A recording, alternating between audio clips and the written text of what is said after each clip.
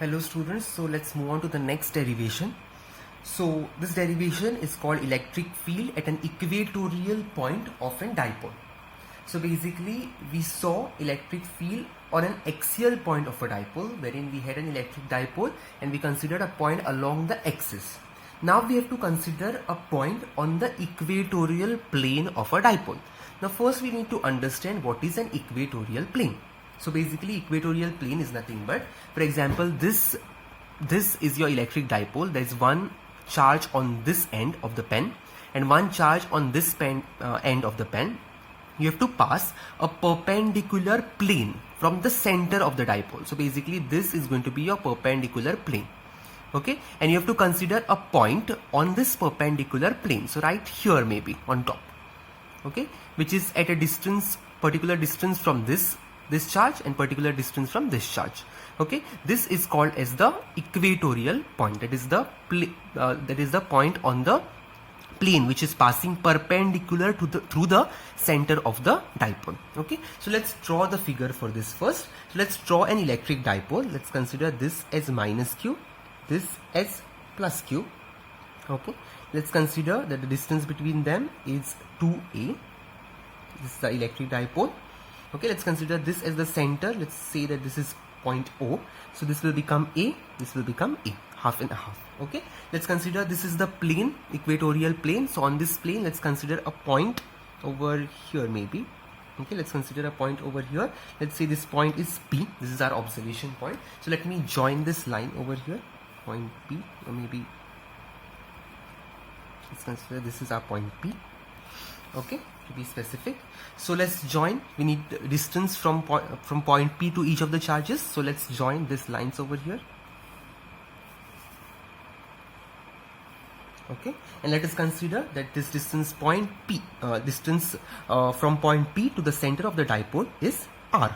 Same way, in case of electric dipole on an axial at an axial point, we had considered the distance from the center of the dipole to that particular point as R. So here also the distance to the equatorial point from the center of the dipole we have considered R. Same thing. Okay, let's consider this angle this point P makes with the charges be theta and theta, because it is from the center, so obviously both the angles will be same.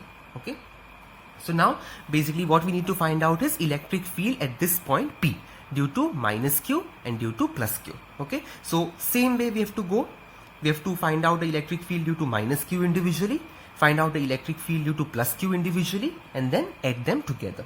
Okay, the only difference here is, well, while finding the electric fields individually, we are going to just consider the magnitude. Okay, because the considering direction will become a little bit complicated, so we'll consider only the magnitude, and then while joining them together or while adding them together to find out the net electric field, we'll consider the vector. Okay, so so what will be the description to this over here? Okay, so let's consider an electric dipole consisting of charges plus q and minus q separated by a distance of 2a, and it is placed in vacuum again. Okay, this is placed in air or vacuum. Let point P be the point on an equatorial line of the dipole, that is this line, perpendicular line, at a distance of r from it. Okay, so let's draw the direction of the electric field now. So we know that the electric field direction for a positive plus q charge is radially outwards. Okay, so it is going to be along this line like this. It is radially outwards. This is going to be your E plus q direction. That is a vector. Okay, and electric field for a negative charge is radially inward, so it will point towards the negative charge. So it will be along like this. So this is going to be your E minus q. Okay, so this is going to be your distance. So the resultant will be how? By the vector addition. That is, if you join this and join this, so basically you draw a parallelogram. Correct? This is your parallelogram. So the resultant electric field will be like this. So this is your E resultant. That is E, let's put it as EQ. That is equatorial. Okay, so this is your diagonal. It is our parallelogram law of vector addition, right? The diagonal will give you the equivalent or the resultant electric field or the resultant vector. Okay, so by geometry, since this is theta, okay, this angle is going to be theta again, this angle is also going to be theta over here. This is by geometry. And since this is A and this is R, by Pythagoras theorem, this distance will be root of A square plus R square. Correct? This is the distance, hypotenuse, right? So root of the squares of the sum of other two sides. Okay? So here also this is going to be R square plus A square root. So this is going to be R square plus A square, same distance. Okay? So this figure is complete right now. Okay? So let's consider the electric field due to the plus Q charge, just the magnitude. Okay, so E plus Q is going to be by formula 1 upon 4 pi epsilon naught Q upon, okay, what is the distance from the charge to the point P? It is root of R square plus A square.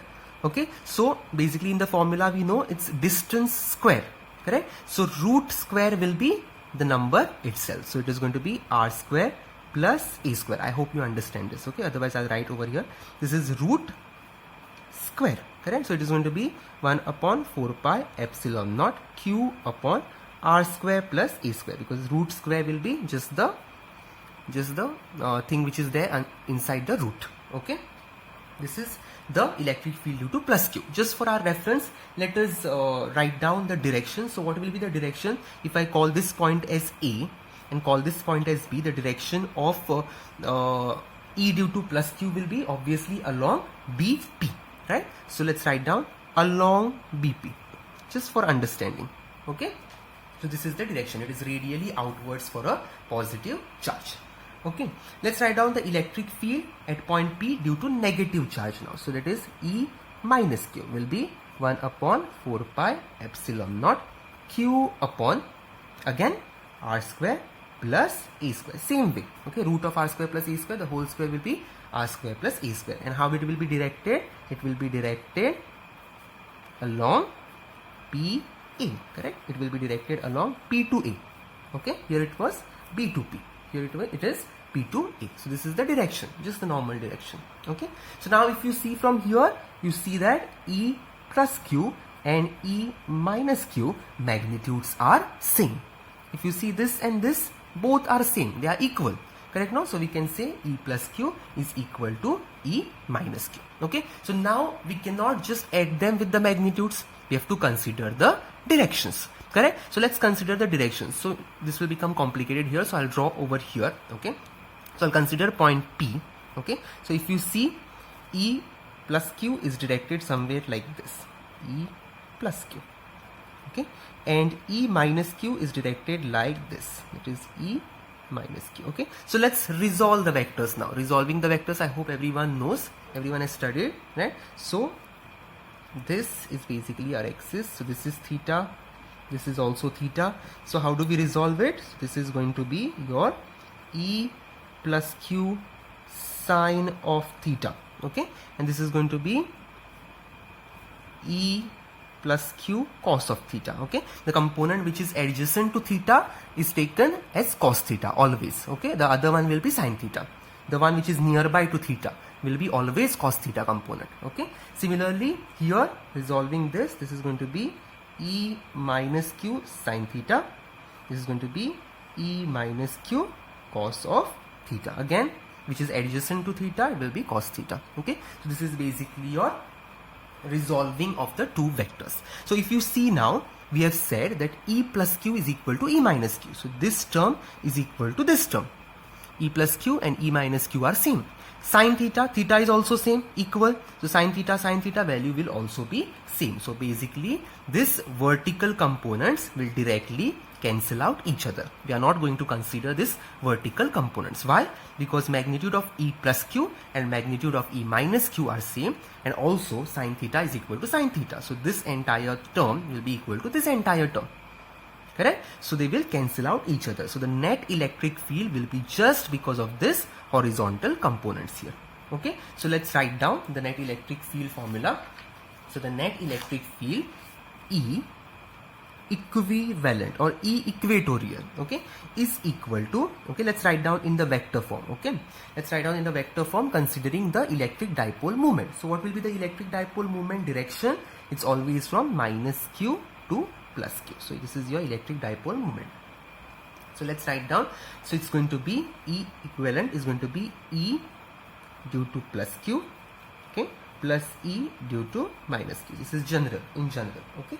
So we have considered the two components. One is cancelling out, so what will remain is, this is going to be E plus Q cos theta plus E minus Q cos theta, correct?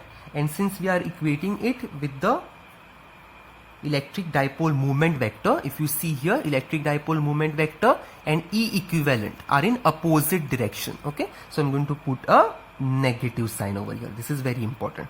Why do we put a negative sign? Because this electric dipole moment vector and net equivalent or equatorial electric field are in the opposite direction. This is going this side, this is going this side, and this is the rule of vectors, right? If they are opposite in direction, we have to compulsorily put a negative sign here, okay. So this becomes negative.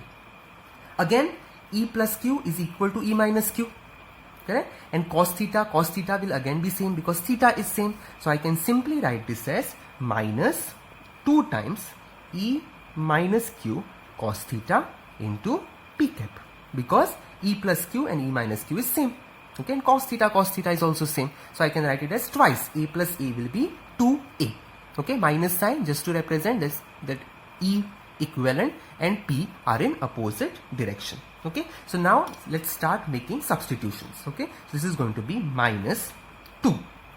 E minus Q is how much? 1 upon multiplied by 1 upon 4 pi epsilon naught Q upon R square plus A square, correct? Okay. What about cos theta now? So if you see this triangle over here, cos theta is adjacent upon hypotenuse. So adjacent side is A, that is A upon hypotenuse is root of A square plus R square. So let's put it as root of R square plus A square into P cap. So this is what we get. So basically I substituted for cos theta, that is adjacent upon hypotenuse from this triangle, okay, and I substituted for E minus Q from this expression over here, okay. So now what will you get from here? This is going to be minus 1 upon 4 pi epsilon naught. Let's write down the denominator first. This is going to be R square plus A square raised to power 1 and R square plus A square raised to power half. So it will become half plus 1. Powers will get added. That will give you 3 upon 2. So it is going to be R square plus A square raised to 3 upon 2. This is your loss of exponents. 1 plus half, the power, root meaning half, correct? So 1 plus half is 3 upon 2. And on top if you see, this is Q multiplied by 2A, that is nothing but your P, that is electric dipole moment, into P cap. So this is what you get. So E equatorial is equal to minus 1 upon 4 pi epsilon naught P upon R square plus A square 3 raised to 3 upon 2 into P bar. So this is basically your expression for the electric field at the equatorial point of an electric dipole. Okay, so this is your final expression, which you can also write as E equatorial as 1 upon 4 pi epsilon naught. This you can replace as P upon R square plus A square raised to 3 by 2. This can be also written. Okay, negative sign. Okay, why negative sign? Because P and E equatorial are in the opposite direction. So if you see the figure, P and E equatorial are in the opposite direction. So this is how you get this equation. So now again a special case. Okay, special case here for a short dipole. We have discussed this. For a short dipole, what do we consider? That this A is very small as compared to R. This R is very huge as compared to small A, correct? So in that case we can neglect this A square term, right? So basically we say when R is very much bigger as compared to A, what will happen? E equatorial will become minus 1 upon 4 pi epsilon naught. I will consider this expression P upon R square. I'll write over here R square raised to 3 by 2. Okay, A square will remove. Okay, R square raised to 3 by 2. So what will happen? This 2 and 2 will get cancelled. We'll get R cube. So let's put it the R cube over here and P cap. So this is a for a short dipole. Okay, that is equatorial will be minus 1 upon 4 pi epsilon naught P upon R cube into P cap. Okay, again if you see over here, so basically note, so the first note will be what? E equatorial will be inversely proportional to R cube, same as your axial point. Okay, this is the first note, and the second note, if you see that this is a negative sign, so what can you say? That P and E equatorial both are in the opposite direction. This is the second thing you have to note over here. And if you remember your expression for E axial, what was E axial expression? Okay, so that was E axial was 1 upon 4 pi epsilon naught 2p upon r cube into p cap. So if you compare this two, can I say that E axial is equal to twice E equatorial? Okay, so I can very well say that if you see, this is 2 times, correct? So 1 upon 4 pi epsilon naught p upon r cube into p cap, correct? That is this part of the expression. This part of the expression is nothing but E equatorial. Okay, so I can put it as E equatorial with the negative sign. Only negative sign is extra over here. So minus E equatorial, I can put it as this. So E axial becomes minus of E equatorial into 2. Okay, so this is the second expression. If you get. So basically, if you are given E equatorial for a same dipole, you can easily find out E axial. Or if E axial is given for the same dipole, you can find out E equatorial, provided R remains same. Okay, E remains same, charges are same, everything remains same, then you can easily find out. Okay, so this is basically your expression for the electric field for an electric dipole at an equatorial point. So this is it for today. I'll see you in the next class with another derivation.